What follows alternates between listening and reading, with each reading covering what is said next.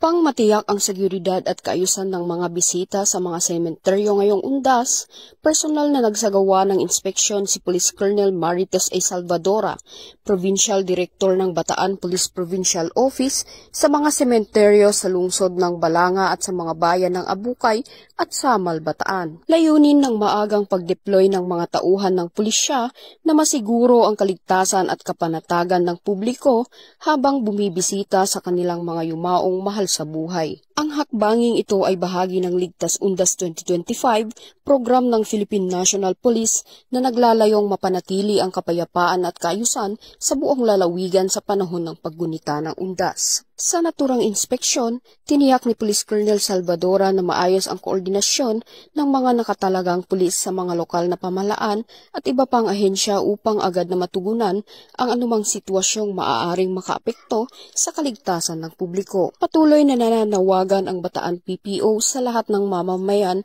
na makipagtulungan sa mga otoridad, sundin ang mga itinakdang alituntunin at iwasan ang pagdadala ng ipinagbabawal na bagay sa mga sementeryo upang mapayapa, ligtas at maayos ang pagdiriwang ng Undas 2025. Mula dito sa Central Luzon, ako ang inyong PNN correspondent, Patrolwoman Janice Bulahaw, alagad ng batas, tagataguyod ng Balitang Pulis.